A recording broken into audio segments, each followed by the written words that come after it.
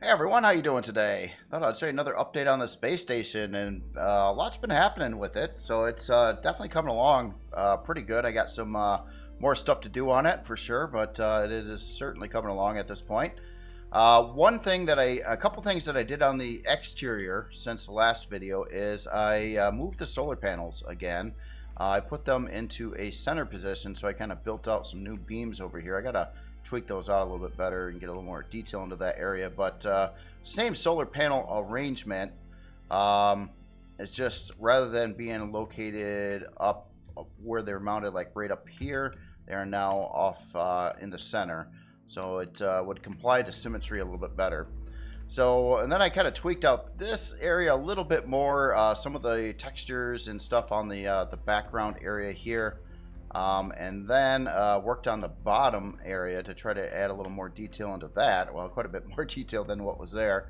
So that's kind of what that's looking like right now. I do have some light bleed through from the interior, and I still got to tweak out that area more. But it'll look a little bit different once the lights get put on sensors on the interior space. So with the interior, on what I've been working on so far is the lower section and I guess the hangar area on this. So this is where it's at right now. This is kind of like the first run of textures. I actually just textured all this morning on the inside over here. You got to get an idea of what it's looking like right now. I'm going to try to get a little bit more pizzazz into it, I guess, before it's done. And I haven't put in little deco thingies yet and stuff like that either. So I keep on working on it. A lot of it has to do with colors. More so than even texturing, but I'll try to get better or more textures in here as well. But when I first started doing this, I was going by my normal way of doing landing pads, where they were darker, and then the other areas near the landing pads might get brighter, more of a lighter gray and a dark, really dark gray close to black on the hangar or the landing pad bottoms, I guess you could say. But I started with that, and I didn't like it so much on this build, so I kind of inverted it. So I went with a brighter tone on the landing pads themselves, and then darker all the way around them. But the whole purpose of that is so they stick out a whole lot better, as a lot more visible on where the landing pads are this way, and they were blending in too much the way I had it before. So I thought this was just a better look. And then I'm also trying to get a little bit of this orangish red or just red color into the build as well in certain places. So it's got like a trim ring around the hangar door openings that does that, and kind of try to dark out a lot of stuff on the inside there where the force fields are, so they don't stick out very much at all, because there are some weird things involved with that. But for the most part, you can't see it, so that's cool.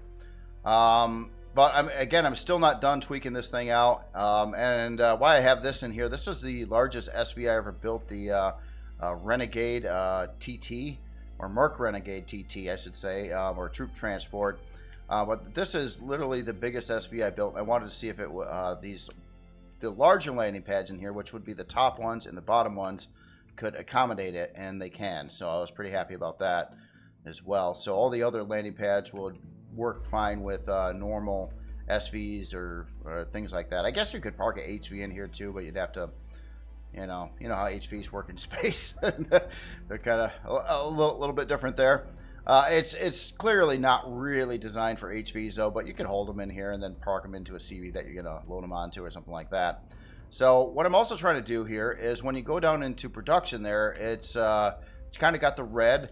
And then with the farm up here, which I haven't done yet, so the farm is non-existent yet. I was doing it green, so in case you are disoriented when you're inside of here, you know which way is production, which way is the farm, because again, it is a zero gravity station. So you just use your jetpack to get around all over the place on it, including into the module bays. So you got module bay 1 and 2, basically. There's not too many on this build, the way it's set up. So going into the bottom area here, this is a work in progress as well, but it is I got a lot of it done.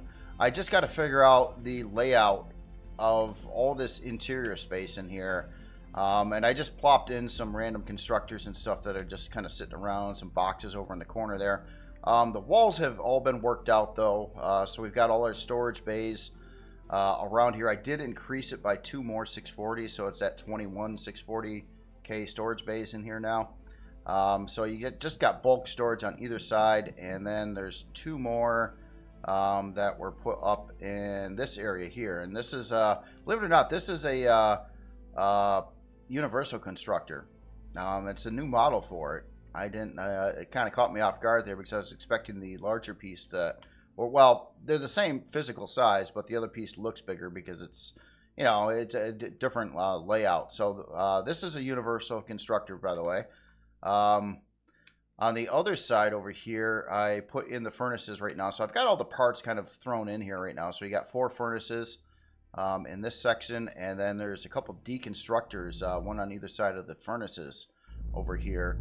The only thing, I noticed that the deconstructor model got changed. I guess I haven't been paying attention very much lately, but or I haven't used one in game in a while, put it that way. I will have to get that going in my gameplay though. The only thing I don't like about the deconstructor model is this glass back here is naturally just white, and you can't really paint it or anything like that. And even if this was not in place, here, let me steal that, and it's really actually dark back here. I mean, so you couldn't see anything. I tried to black it out there, but as it came out, here, I'll put that back a second. It just makes it look really bright white, basically, and not anything I can do about that one. So kind of stuck there. You know, maybe there is something that could be done, but it would be really trippy, and that would be like trying to mount an LCD in here that kind of goes through the deconstructor to like black it out on the backside. That'd be interesting to try. But there's a lot of floor space in here yet, and it needs more stuff. I didn't put in utility or the medical bay or all that stuff, you know, your armor locker and weapon locker and all that kind of stuff yet. So there's going to be more stuff in here. I'm just trying to figure out how I want to do it. Like all the boxes and constructors I dumped in here are temporary locations right now. It's just a big square room basically. So at the one side of the room, obviously you got furnaces on this side. So there are some things that are asymmetrical about the base a little bit.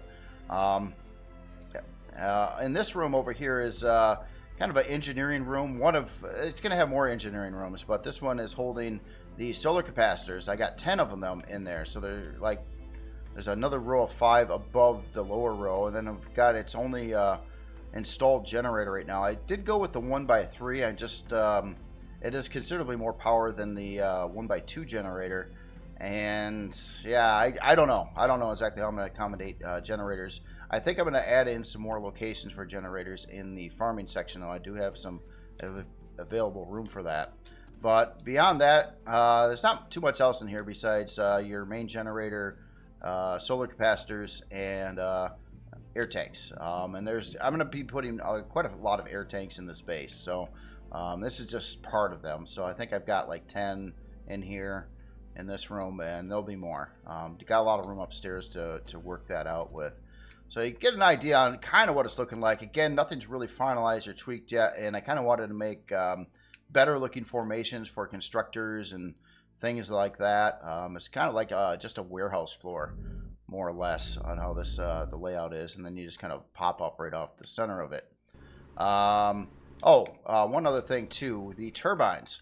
I do have a full set of turbines in the station right now. It's got the large turbines installed over here, the medium-sized ones in these locations, and then the small ones here, and then double everything you just seen. So it's running 4 each right now for turbines, plus the 24 solar panels.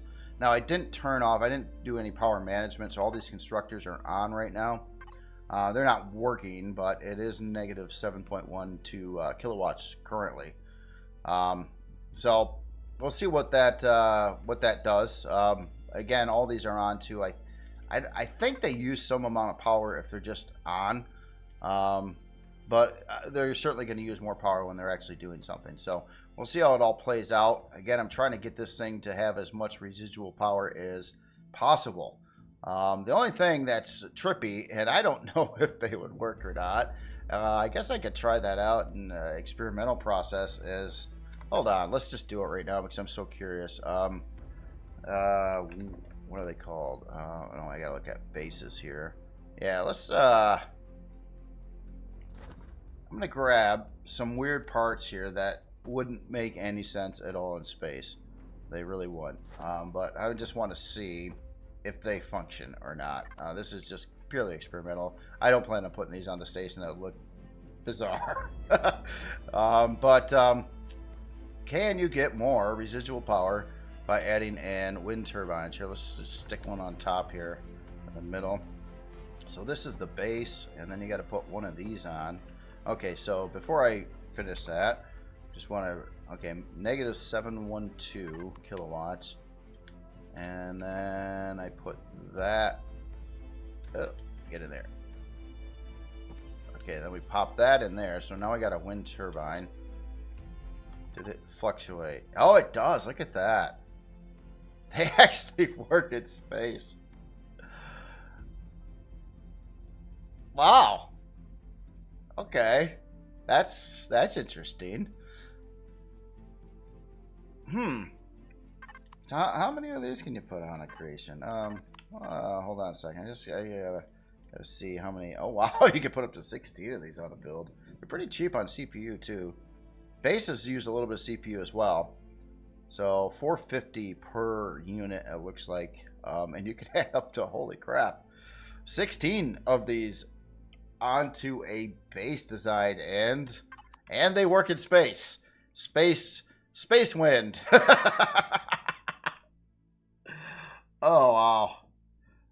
So okay, so whatever I'm doing, it could be increased more yet with residual power, I guess you could say. So that is something I didn't anticipate, or I didn't really think about it until now. Actually, they're pretty big. Obviously, that would look pretty darn bizarre having those on a build in space.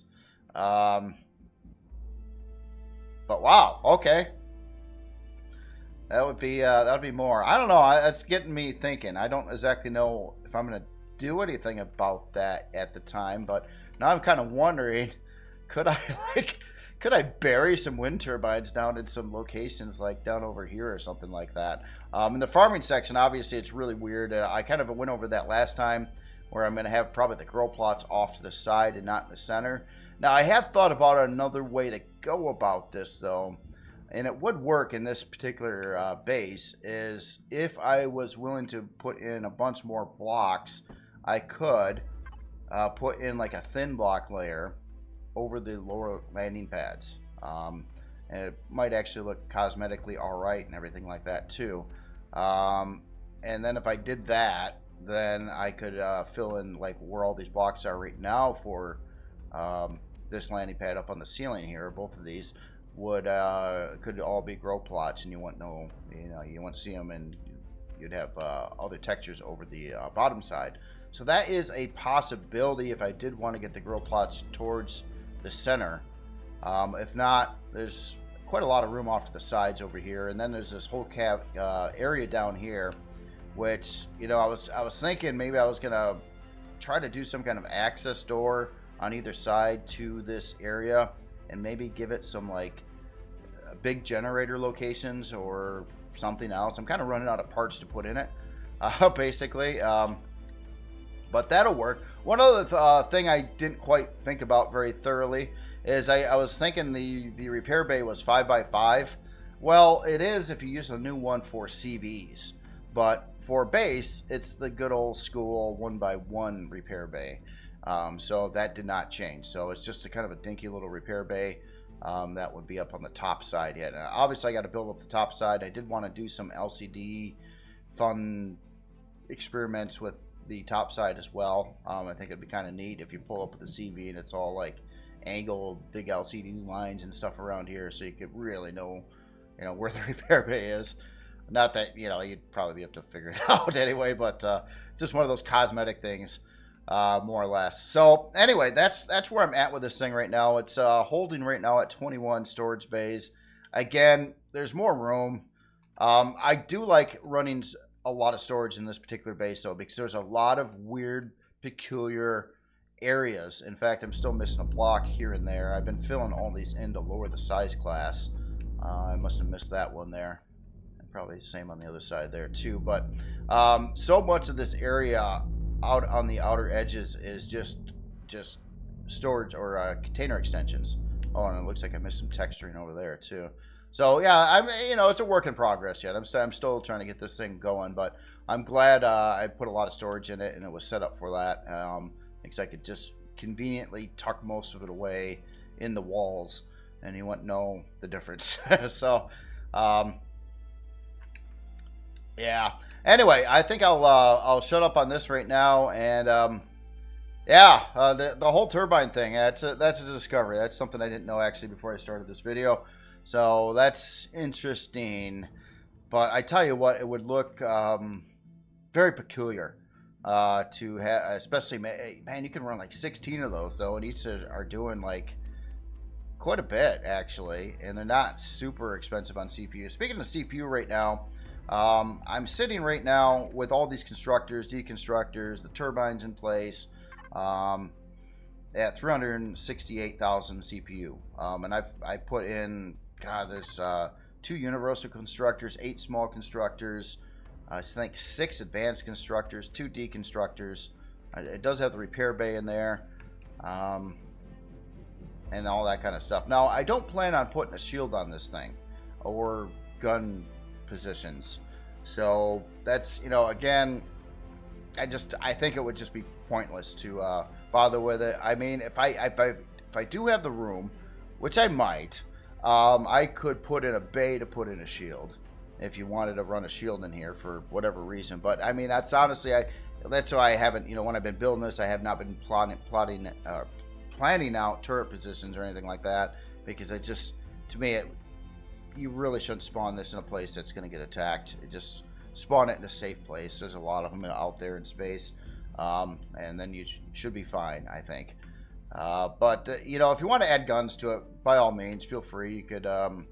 The only other thing that would be lacking to it would need an ammo box or something like that if you're putting guns. But I'm sure you could probably find room somewhere to put an ammo box. But yeah. Anyway, now I think I'll finally shut up, and I'll probably be doing some more playthrough stuff here today too. In about half hour, 45 minutes. I'll probably wait till a little bit after 3 for that, so I can eat some lunch and stuff like that. Anyway, y'all have yourself a great day, and I will talk to you later.